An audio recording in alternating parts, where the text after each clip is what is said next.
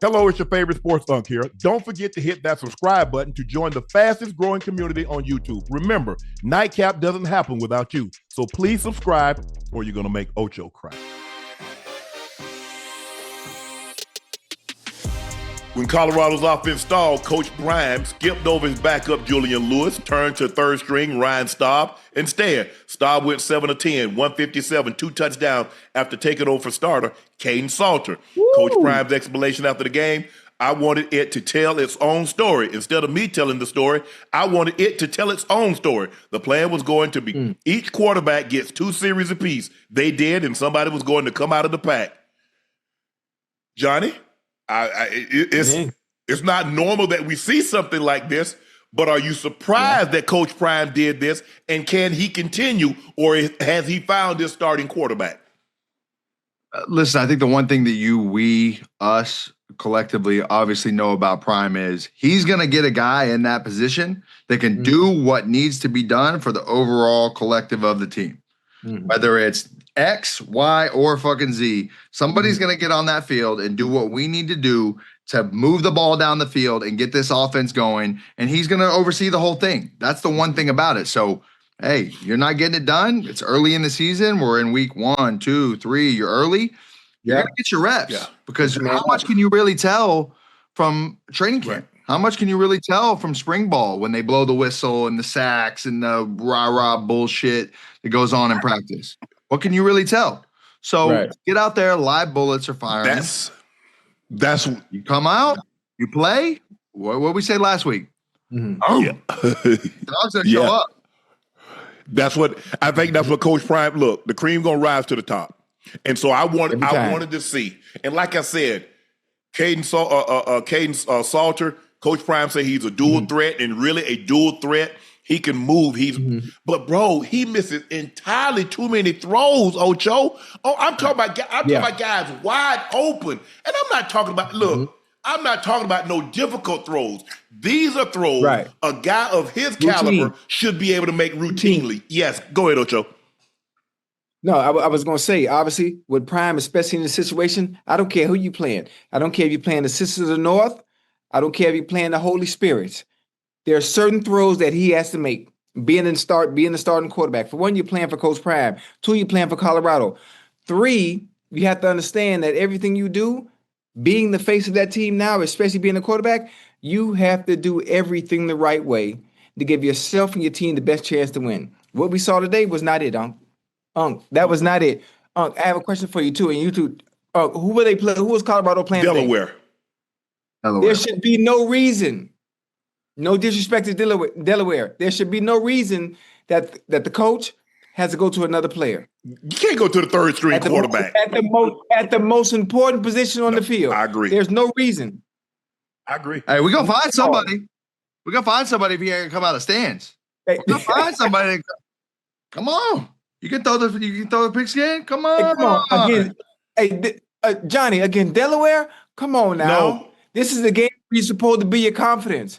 This is the game where you're supposed to put up big numbers, big yards, to be your confidence going up into week 3. Yeah, it's supposed to be a game. Utah beat Cal Poly 63-9. Texas Tech beat Kent State 62-14. Indiana beat Kennesaw State 56-9. Tennessee beat East Tennessee State 72-17. Alabama beat Louisiana Monroe 73-0. That's what's supposed to happen with CU today versus Delaware. Yeah. That's why you schedule those type of games. We've had those games before where you come out. Sometimes when you play opponents like that, though, at times, and you know what you're supposed to do, and it's pre-planned and pre-rolled for you to go out and do it. Sometimes it's something in the air, something makes it a little bit different where you overlook it or you're just not on your P's and Q's to the best of your ability, and you can let it slip a little bit. And that's what happened today because – you look at the score and what it is, you're still in the water, feeling around, trying to get your footing a little bit for sure is where that team is at right now. Even if we, first of all, the third string quarterback plays because we're up 50-0. That's why he plays. We don't bring the third string quarterback in, Johnny, to give us a spark. I can honestly say this. I've never seen this before. And that I think, if I'm not mistaken, I think, isn't Delaware an FCS or they Division One? I think they're FCS now. Subdivision, whatever they call it. I'm not trying to be disrespectful, but I think that's what Delaware is. Hey, they got to check, Shannon. They got to check from that school. Oh yeah, you gotta. They probably played them a meal two. Ooh. Hey, I have a question too. When it comes to the schools like this, where it's the Power Five playing the smaller schools, and the smaller schools get that check, does it go strictly to the athletic department only? Yeah. Okay. I'm just curious. Look, there's some schools that look. You know what, Ocho? I want to win the Powerball for the so simple reason. In 2026 and 2027, no HBCU will pay a Power Five school.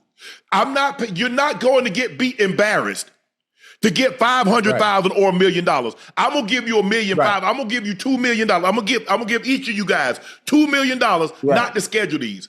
Because what it's doing, Ocho, is not helping the club. I understand it's helping your athletic budget, but you're getting your kids embarrassed. They have no business being on the school, being on the field with those guys, to go out there and get beat 77-0, to get beat 70-3. What is that doing, Ocho? Yeah.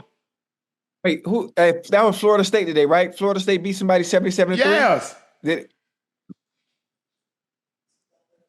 And that's man. Okay, this is Delaware's first year. Delaware's FBS now, guys. Yeah. FBS. Okay. You shouldn't look, and I understand. Look, I mean, hey, Oklahoma State got a check, and Oregon put 69 on them. But Bethune-Cookman, Savannah State, Grambling, when you go play Ohio State, Ocho, Bethune and Ohio State, really? You really? Yeah. I mean, I don't even know. They probably took it off because a lot of what they had started doing was taking them off the board. We're not going to even bet this game. Yeah. Savannah State going a couple of years ago playing Oklahoma State and getting beat 77-0. They played Miami, get beat 84. What is that? And you get that.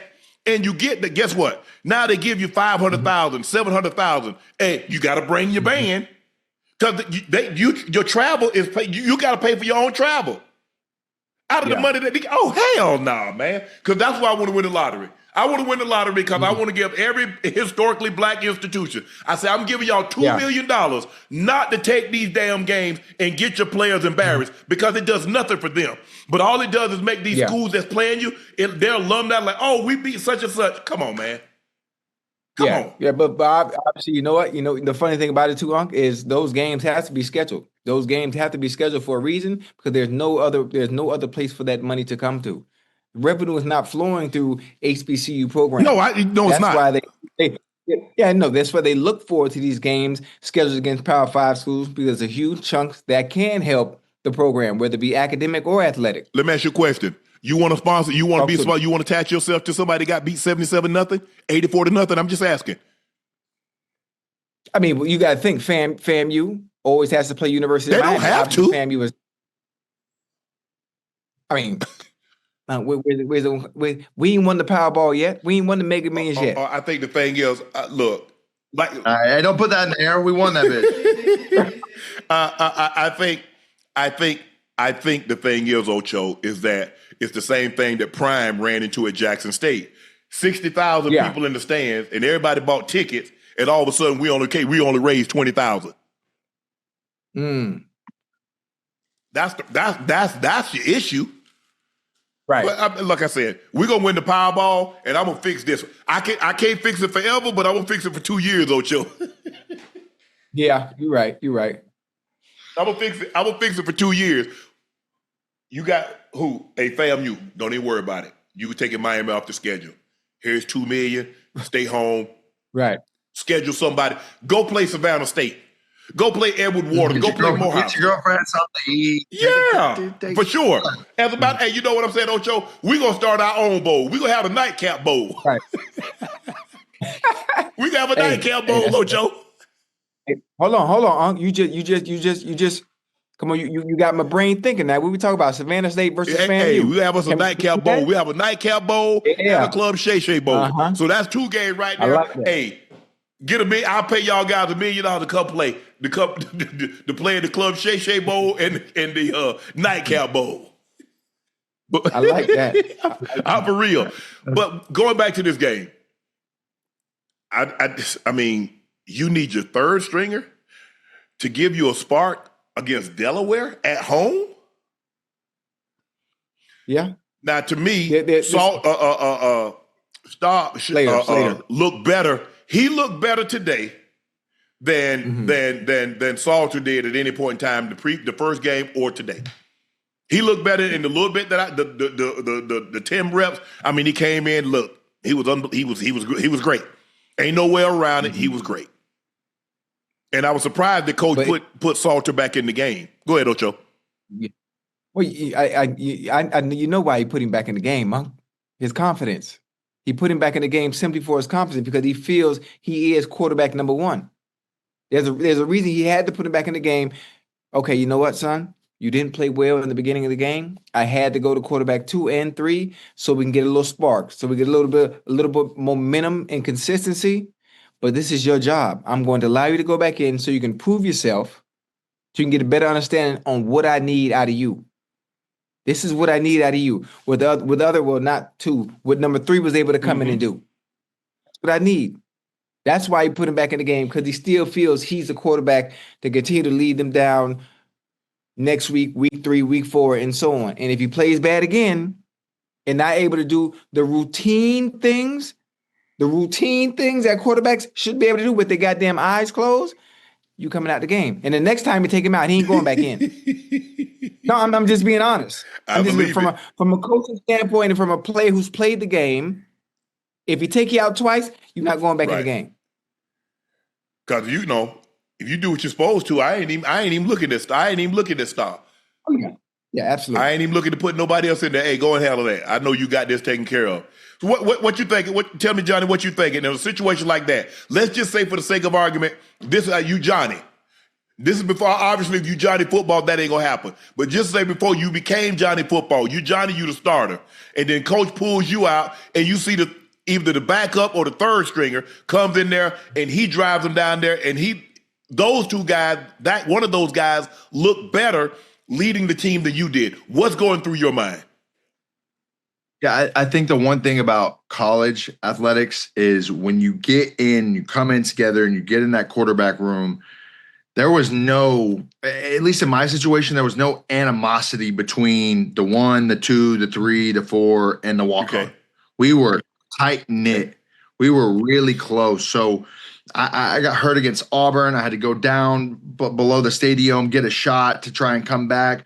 Matt Jokel came on the field, led us on a couple drives. Like, I think for our morale and our situation, and in this one currently, you want to have a great QB room, not one that's pins and needles and really kind of going at each other. Oh, man, or you're not thinking in your head, oh, am I going to get a play? Is this my chance? This. You have so much stuff that could be going through your mind.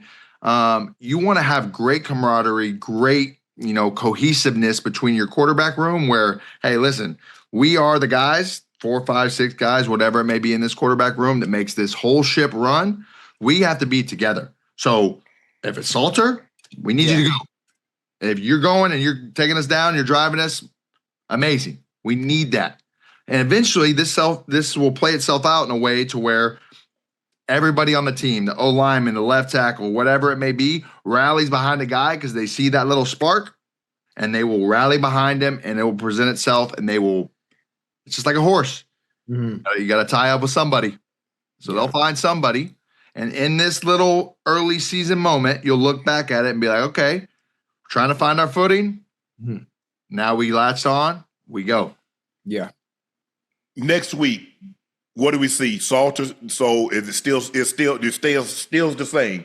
1, 2, and 3 stays the same. Yeah, absolutely. Salter starting next week. Matter of fact, this is gonna tell you the whole story. Who they playing? They play Houston.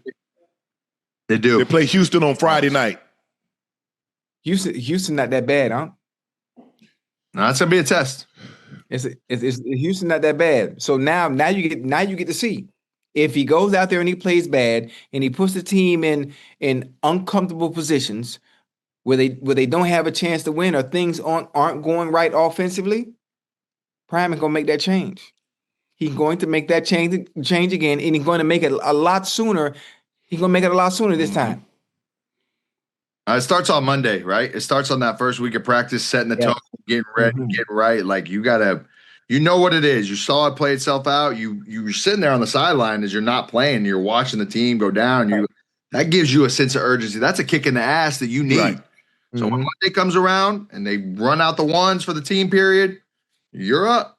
You better fucking latch onto that. Take that practice week really, really, really serious. Yeah, and get ready to go. Because Houston's not just gonna roll over. And I think the thing is that I love about that Prime did is that he's like, bro, I understand how this look and how this might upset you and your feelings, but right now I'm trying to win a football game. Feelings don't win football games, huh? They don't. No, they don't.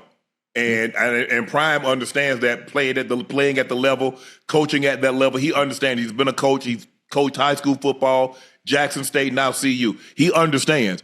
And a lot of times, sometimes coaches are afraid to hurt the starter's feelings. And sometimes they stay longer with that guy than maybe they should. I want to give a coach some credit for going to make this decision because I promise you it wasn't an easy decision. Well, I know one thing. When the Colorado Buffaloes lose, you know who gets the bulk of the hate? The head coach. For sure. They're not gonna be talking about the quarterback. Coach Prime finna be in the news. Coach Prime is gonna be in the media. So making that decision at the quarterback position and making a move to one that can give us a better chance to win, it's easy because of the bull jive he got to deal with if they do lose. So it's gonna be a very interesting situation moving forward. We'll see how they how this thing plays out. But Johnny, like you said, hey, they'll still this Monday leading into the week, things could change. But I agree with both of you guys. I think Salter stays the starter, but I don't think this thing. I think this thing is written in pencil.